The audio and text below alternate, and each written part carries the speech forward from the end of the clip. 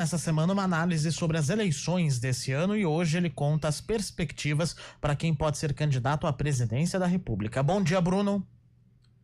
Olá, muito bom dia, Felipe Pereira, muito bom dia a todos os nossos queridos ouvintes aqui do CBN Campinas, dando sequência, portanto, a esses comentários nessa semana envolvendo as perspectivas para as eleições 2026. Ontem eu falei sobre os aspectos mais gerais dessa disputa, explicando a importância dos cargos, a lógica de representação política por trás deles. Hoje a gente foca um pouquinho mais no que diz respeito à disputa para presidente, sempre também trazendo para o âmbito local, com foco aqui em Campinas e na nossa macro-região como um todo. Bom, acho que primeiro um aspecto mais geral para ficar bem nítido para todos, né? Embora seja acho que suficientemente claro, mas é importante reforçar. As eleições para presidente acontecem de 4 em 4 anos. Aqueles que são os mandatários têm a possibilidade de disputar uma reeleição, né, seguida ali, uma vez que você está no cargo, você pode disputar a reeleição, e aí depois você, não, vamos supor que você vença, você não pode mais fazer essa disputa, tem que esperar um período de 4 anos para depois tentar novamente. Nesse ano, acho que o contexto geral da disputa é mais do que óbvio. De um lado, você tem o atual presidente da República, Lula, e o grupo político que está junto com ele, que vai tentar a reeleição em cima do seu nome. É óbvio que muita água pode ainda correr por debaixo da ponte, nós estamos em janeiro, começando o ano, até a primeira semana de outubro, quando será o primeiro turno das eleições, muito ainda pode acontecer, né, Felipe? Mas o ponto concreto é esse. De um lado, você tem Lula e as demais definições de nome, como vice, quem eles vão apoiar, a montagem de palanques políticos estaduais, vai depender um pouquinho do que acontecer nesses primeiros meses do ano. Porque do outro lado, vale lembrar, o ex-presidente Jair Bolsonaro foi condenado no âmbito da trama golpista, com base no processo que correu no Supremo Tribunal Federal. Ele está impossibilitado de disputar as eleições, já estava, diga-se de passagem, antes, em função também da condenação no âmbito do Tribunal Superior Eleitoral, em virtude daquele fatídico ataque ao sistema eleitoral brasileiro numa reunião que fez certa vez com os embaixadores.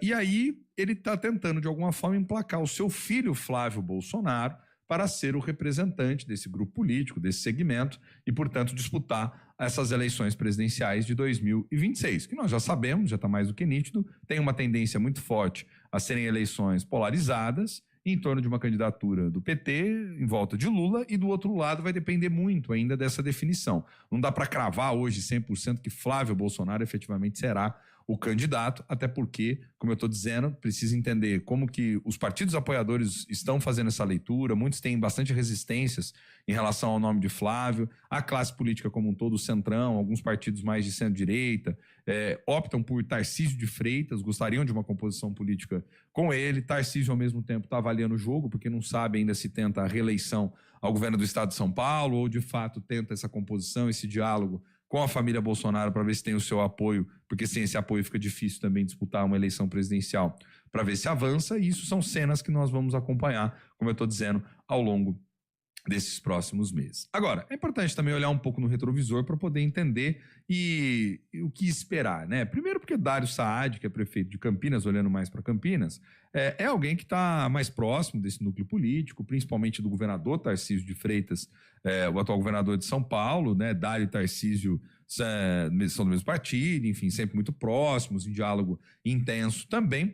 E vale lembrar que nas últimas eleições de 2022, em Campinas especificamente, Bolsonaro também venceu em ambos os pleitos. Então, por exemplo, só para retomar aqui, nas eleições do primeiro turno de 2022, Bolsonaro recebeu em Campinas 320.684 votos, o equivalente a 49,07% dos votos válidos, enquanto o presidente Lula, naquelas eleições de 2022, no primeiro turno em Campinas, recebeu 259.973 votos, equivalente a 39,78%. Ou seja, Bolsonaro já havia ganhado no município de Campinas especificamente logo no primeiro turno. No segundo turno, essa vantagem apenas aumentou, né? Aumentou para ambos, mas aumentou também de modo ainda mais expressivo para Bolsonaro, né? Ele acabou recebendo 368.251 votos, o que ficou equivalente a 56,22% dos votos válidos, o ex-presidente Jair Bolsonaro, e ele havia vencido em 2022 na cidade de Campinas. E Lula perdeu, mas obteve ali 286.779 votos, o equivalente a 43,78%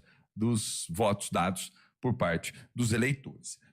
Considerando as últimas eleições de 24 como uma espécie de lógica do voto, o candidato do PT também na prefeitura não conseguiu sagrar-se vencedor, tanto que Dário Saad foi reconduzido à prefeitura, o que nos leva a crer que, em termos de formação de base eleitoral, de diálogo com os setores da sociedade, de tentar trazer ali para as eleições, a tendência, se mantida dessa forma, é que Campinas venha novamente a conseguir dar bastante votos para aqueles que forem candidatos opositores em relação a Lula. Não que Lula não tenha um desempenho importante na cidade, tem, inclusive acredito que o governo federal e todos aqueles que são os apoiadores, os correligionários, os cabos eleitorais, né, envolvendo vereadores e lideranças locais, vão fazer campanha intensa para poder ampliar essa votação de Lula, mas considerando o histórico, a probabilidade maior é que seja um candidato que possa vir apoiado por esse grupo político mais de centro-direita, de direita. Lógico, as coisas podem mudar, isso pode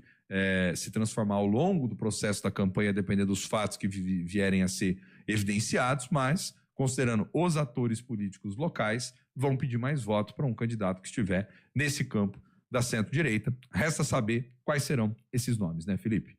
É isso, eu fico por aqui. Amanhã a gente traz outros destaques, outras informações importantes também. Um grande abraço para você e para todos os nossos queridos ouvintes que estão sempre tomando um cafezinho e de olho aqui na política com a gente. Valeu! Valeu, Bruno. Até amanhã, 11 horas da manhã.